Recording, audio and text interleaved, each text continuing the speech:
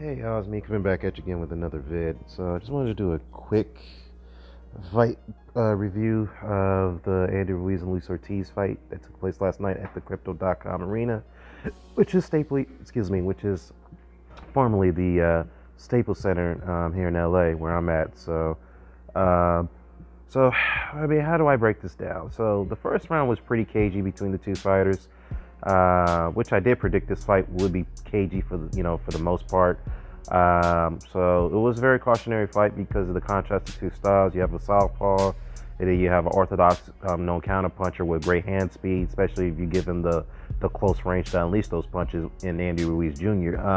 So the first round was more, yeah, even though it was cagey, but it was more of a boxing match, and Luis Ortiz was actually controlling the tempo. He was landing the jabs, he was landing the body shots, and whatnot. So he established his position in that first round. So I did give him the first round. Then the second round, Andy Ruiz pretty much dominated. He scored 2 knockdowns with the tempo shot that really rocked Ortiz and put him down. But the second shot I do dispute because Ortiz blocked the punch that Andy Ruiz was coming in with, and then he went down, he slipped. So I thought that should have been ruled a slip, but the referee ruled it a knockdown anyway. So hey, it is what it is. But in that round, where Andy Ruiz thought he had Ortiz railing, he thought him had him hurt. He was going for it. He was getting clipped with like 3, I think, strong left hands by Ortiz, and that rocked Andy Ruiz, and that hurt him. His head rocked back hard, and he took a couple steps back after after that end of the round. So yeah, he won the round, but Ortiz did land some big shots there. So I scored a 10-7 for Ruiz, rightfully so. Then the third round, Andy Ruiz will still establish his position, even though it was a cautionary round. He's landing more of the punches, even though Ortiz was landing more of the jabs. Whatnot. Then go on from 5th, 6th, 7, and so forth. So the fourth round I gave to, I think if I go back to my scorecard, I gave to Ortiz. 5th round I gave to Ortiz. 6th round I gave to Ortiz. So he was catching up a little bit on my cards because again, he was established the position. He was actually controlling the fight. He was keeping Andy at bay, honest with his jab, and it was left, with a straight left to the body and to the stomach and obviously to the head. So he was keeping him honest, and then the crowd was getting a little restless because Andy Ruiz was not pressing the action as they would expect him to do because he is known to be the destroyer. And obviously there's a reason behind that, and I agree with Hatman's point because it's a contrast of 2 different styles. Ortiz is a very technical, very good technical southpaw, very schooled, well trained from the Cuban school of boxing, lineage, whatnot. So this was a very cautionary technical fight for him, given the fact that he was getting caught with those left hands, and he was very wary about that.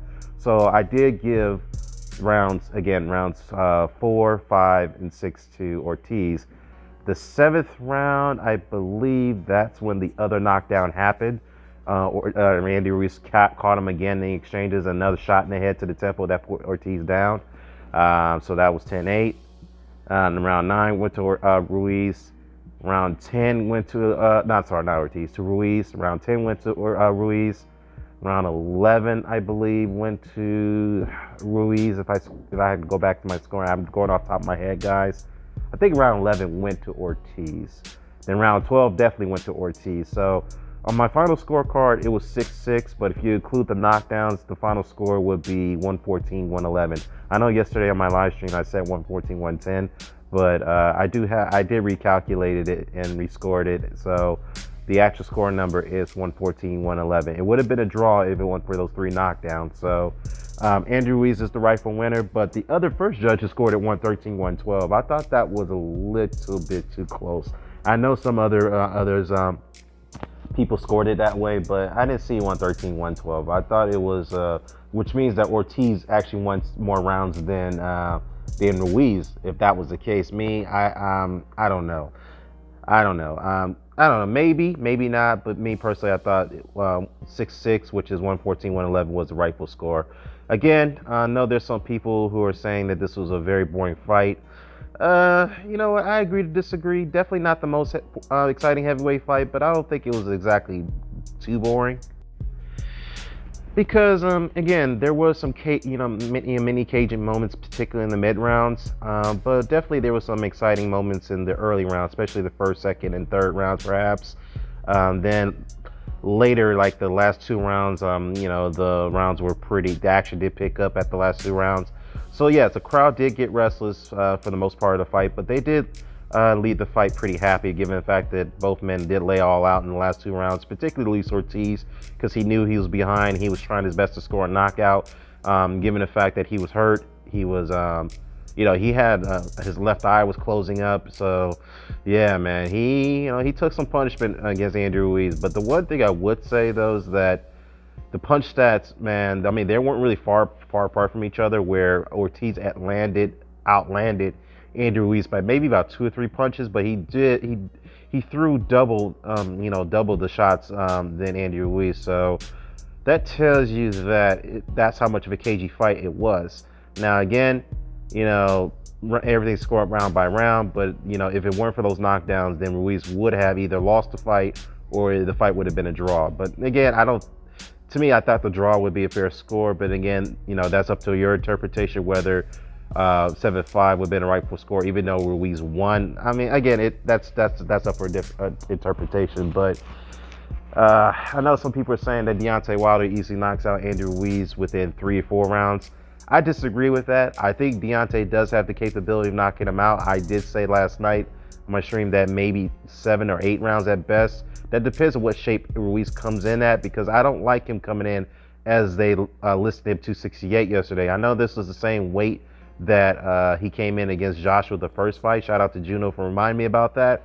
But again, I looked at that fight again, and I was like, I don't know. To me, Ruiz looked a lot more faster and fluid in that fight. I don't know if it's a deception thing, because Andrew Ruiz is very deceptive when it comes to his weight. He looked a little heavier to me in this fight than he did against Joshua. I know that's my opinion. I'm not sure if the scale. I'm not saying the scale was manipulated. Weight scale that is was manipulating. I don't know, but that's just my opinion. But needless to say, though, Deontay Wilder was there last night, and the two of them showed respect.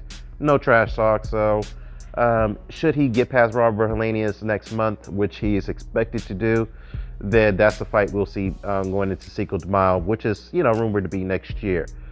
Which is a fight that I do want to see, but I do expect that to be a different fight from this one. And I do agree with Atman's point on this one. This is going to be a much different fight, because Deontay is not as technically good as Luis Ortiz. That is a fact. And he does make a lot of technical mistakes. He's not as balanced as Ortiz, whatnot. He is fast. He is very athletic, and he does throw punches in awkward angles. So that will be one thing that Andrew Ruiz will have trouble trying to figure out. But he does telegraph his right hand most of the time. But I'm not sure. Hopefully, Malik Scott and his the other trainer, I think that was Don Turner, I believe, not Don Turner. But hopefully Malik Scott has worked with Deontay trying to help him disguise that right hand rather than telegraphing it. So it'll be an interesting fight, but I definitely agree this will be a much different fight than this fight that we saw last night. So I think Andrew Ruiz will have more opportunities to unload his counter shots on Wilder than Ortiz, because again, Deontay makes a lot of technical mistakes. He's not, he is flawed, especially with his foot balance and the way he throws his shots. So hopefully he's improved going into the Robert Helenius fight. But again, styles make fights, so we have to wait and see. So yeah, those are my thoughts there. Let me know what your thoughts are about this. Do you think this was a boring fight? Did you think it was a semi-boring fight? Or you think it was okay fight? Again, to me, I thought it was okay fight, but again, it was not the most exciting heavyweight fight. Now, if you want to talk about boring fights, people may not have forgot about the Joseph Parker and Anthony Joshua fight. Now, that was the boring heavyweight fight. I think that was the last boring heavyweight fight that I've seen. And to be fair, the referee pretty much made that fight the way it is. He dictated that fight. And the way Joshua was implying the Vladimir Klitschko tactics on Parker, I didn't really appreciate that at all. And I really criticized Joshua for that. I said, look, I understand the tactics that he was using, but I did not like it because that's not Joshua's style. I don't know why he reached out to Vladimir Klitschko to ask for advice going into that fight, which was rumored. So anyways, those are my thoughts. Let me know what your thoughts about this. I'm out. Peace. Oh, one more thing before I go. Luis Ortiz, he was asked about what does he want to do next. He said he still wants to continue fighting on, but me personally, I like Luis Ortiz. I really like the guy. He's a great, he's a family man, great father, husband to his wife and kids. But I think it's enough is enough for him, man. He's made some decent money, though his career seems to be disappointed at this point. But given the fact that he has not won the heavyweight title as he sworn that he would do. But at the end of the day, it's like you have to call it quits.